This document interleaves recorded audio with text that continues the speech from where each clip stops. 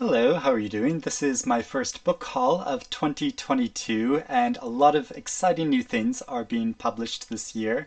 And I have a big group of books that publishers have kindly sent me that are being published in January and that I'm interested in reading, as well as some books that I was given for Christmas, which is always a wonderful thing, and some books that I gave myself this in the past couple of weeks because, I have that thing of being a reader and like all my friends and family know me as a reader and so assume that I must have all the books already and so are a bit nervous about buying books for me. And but of course I love receiving books. But a fun big bookish gift that I got given by my parents at Christmas time is this new T-shirt, which I will show you, which is books helping introverts avoid conversation since 1454, and I'm sure a lot of us can relate to that.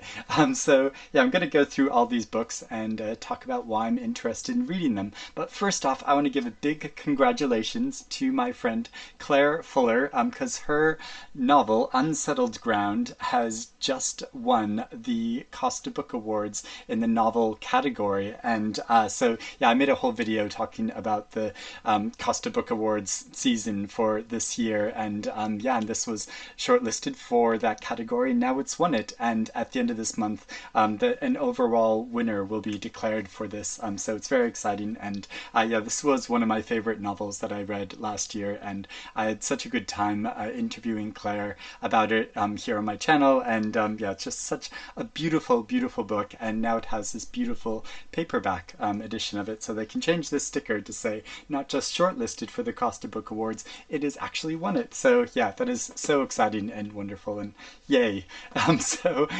Then there's a reprint of a novel called Jane's Country Year by Malcolm Saville. And this was first published in 1946. It's the story of an 11-year-old girl who spends a year convalescing in the countryside and getting to know like nature and animals after she was very ill in post-war London, and so she goes to the country for the very first time. And it just sounds like such a beautiful story, and I love it's published by Handheld Press, which does these beautiful reprints of books, and it comes with a new introduction that gives some context to the story and also includes some beautiful illustrations. So I'll flip through and show some of them. And I think one of my favorite ones is like, oh, look at this. This is so beautiful. Okay, yeah. And yeah, one of my favorite ones though is towards the end of the book. Let me see if I can find it again. I was flipping through and looking at them. Oh yeah, this speaking of Christmas, the Christmassy scene here, and yeah, it's just beautiful. And so yeah, I think this sounds like such a lovely novel. It's just over like 200 pages, 230 pages long, and yeah, so I would really like to read this. A brand new novel I'm really keen on is Wayward by Dana Spiotta, and this is a novel about a woman in her early 50s who thinks everything is going great in her life until everything starts falling apart. Her mother becomes seriously ill, and her daughter becomes increasingly estranged from her, and also Trump is elected as president of the United States, and so she feels like everything is kind of collapsing around her. So she tries to escape from it all by purchasing this house and moving to it, and yeah, and trying to remove herself from all of the problems in her life. And Dana Spiotta is an author I've always meant to read. Her writing gets a lot of like praise by great writers like George Saunders and Yi-Yun Lee, who calls this book fiercely funny and deliciously subversive. Also Jenny Awful, she says this book is a dazzling lightning bolt of a novel. Then there's the new novel Strangers I Know by Claudia Durastanti, and this novel has such a unique premise. So it's about a character who feels like they don't really understand understand their family at all because their parents are both deaf and but use a different form of sign language from each other, which they've never bothered to teach to their child. And they also disagree about how they met and details about their family's life. So this child feels like they don't really understand what their identity is, and amidst all of this kind of family conflict between living in Italy and the United States, this child gets involved in the punk scene, and it just sounds like a really curious story. Another book very much about family life, but which is a non-fiction book and is a memoir, is How to Be a Refugee by Simon May. And this came out first last year, but it's just come out in paperback. And it's such an interesting story because it's about how the author traces the life of his mother and her sisters who survived through World War II Germany by pretending that they weren't Jewish and converting to Christianity and obscuring that fact about their past. And I think it's so interesting, these things about what families need to do in order to survive over the generations of cutting off certain cultural connections with their past and like creating themselves anew. And I mean, of course, since I'm American, this is something I often think about, and how one of my grandfathers, like, he was born and raised in America, but speaking Latvian, that was his first language, but then he got to know English, and when my father was growing up, they didn't speak Latvian at all, so that sort of aspect was slightly like erased from the family story, but obviously still knowing that those Latvian connections are there. And I just think it's so, that's just a way of saying, I think it's so interesting, these like aspects of generations past and what's lost and what is preserved. A new book of short stories is Wilder Winds by Belle Olid, and this is translated from the Catalan by Laura McLaughlin, and these are very short stories that are often about like abuses of power, but they're also about how small individual acts of kindness can change the world in some very profound ways. And they're very short stories, so a lot of them are only like 2 pages long or 5 pages long, and I always think it's interesting to read writers that can condense an entire story down into such a short space of time, and to see whether that's successful or not. Also, the publisher Faber are reprinting some more of William Golding's novels. They reprinted a few of William Golding's books last year, and here are a few more. And what's really exciting about these books that they've been reprinting is that they come with new introductions by some quite well-known authors. And personally, I've only ever read Lord of the Flies, so I've been wanting to read more of William Golding's work, which, I mean, I love Lord of the Flies. I think it's a brilliant work, but also this comes with an introduction by Stephen King. So I'm really excited to read his introduction and see what he has to say about it. Also, there's the novel Darkness Visible, which comes with a new introduction by Nicola Barker, who's such a fascinating author.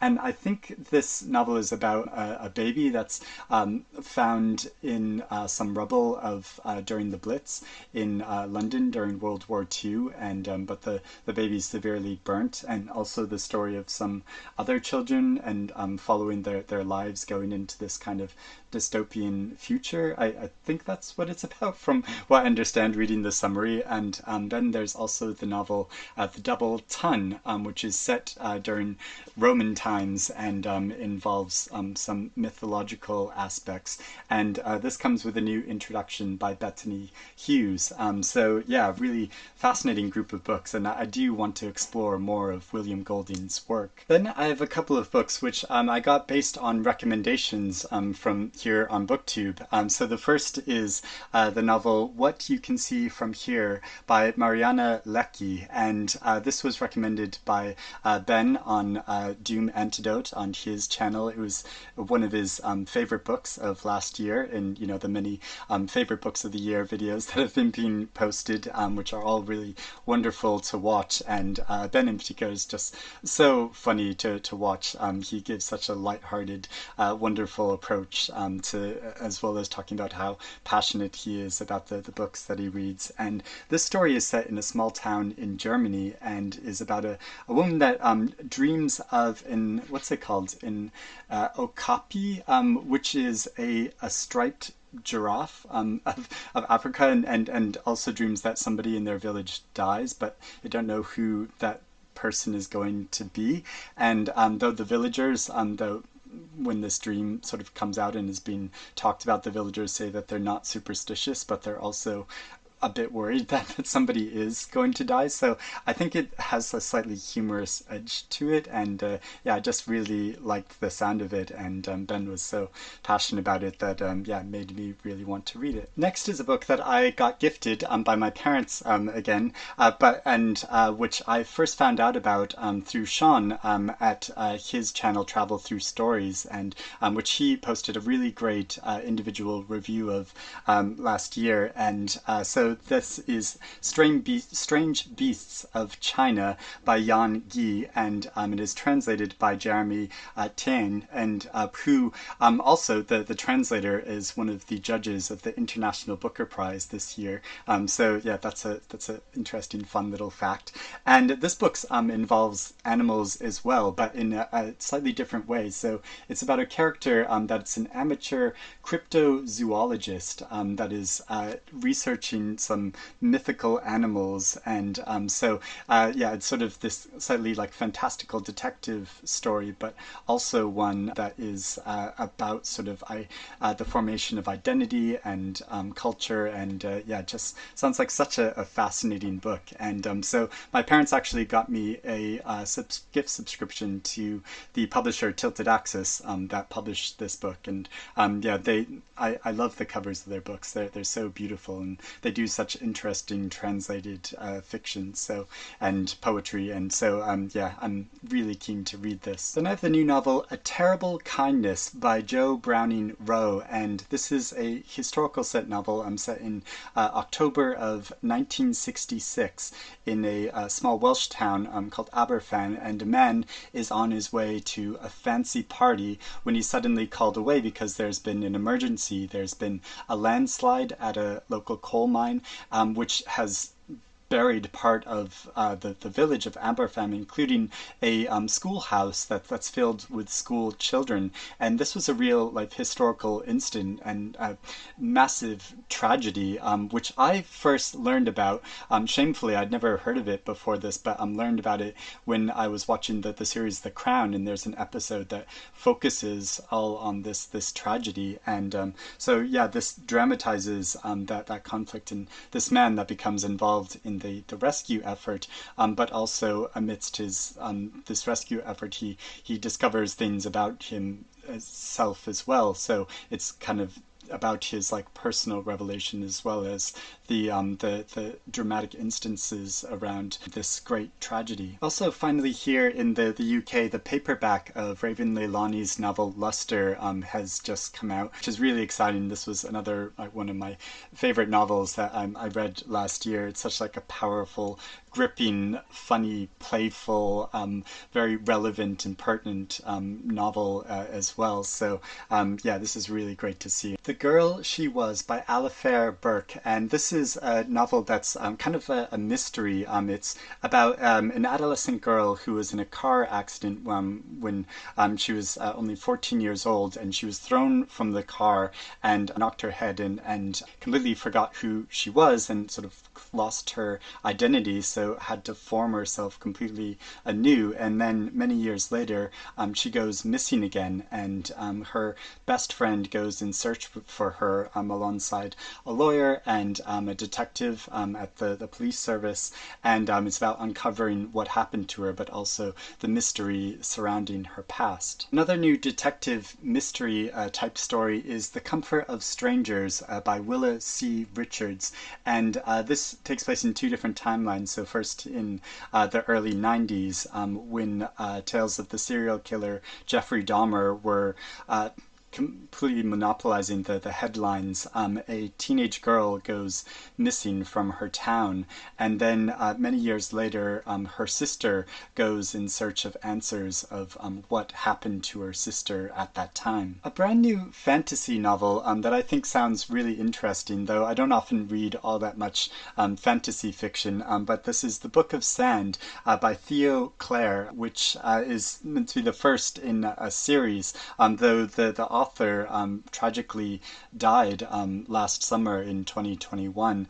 But this book is a sort of has a parallel story. One is about a family, or a sort of improvised family on this distant world, which is filled with sand, and about the story of the struggle of their survival. But then the other storyline is about a girl in the United States that has these strange dreams and encounters with sand lizards, and about the crossover between those these two parallel stories, which I just think sounds so intriguing. And I just love that on the cover here it shows like a lizard, and my partner just loves lizards, and that just like makes me really intrigued about it. And then finally, I have a couple of new cookbooks that I want to share that I got for Christmas. So the first is Ottolenghi's Test Kitchen, and I love the chef Ottolenghi. He has a number of restaurants here in London, which I love going to, and I have like most of his cookbooks, and I've made a lot of his recipes. He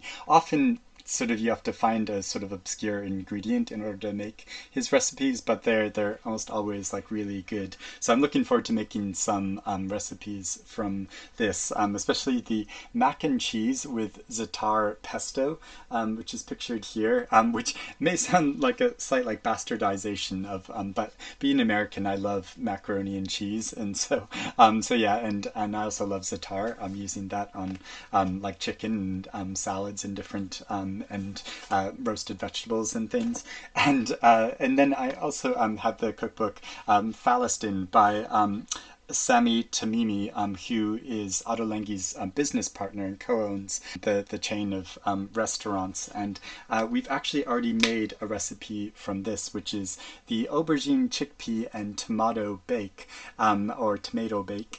And this was really good. We just had this last night, and it's funny in the recipe they say that after it's all baked in the oven, you're supposed to leave it for 20 minutes.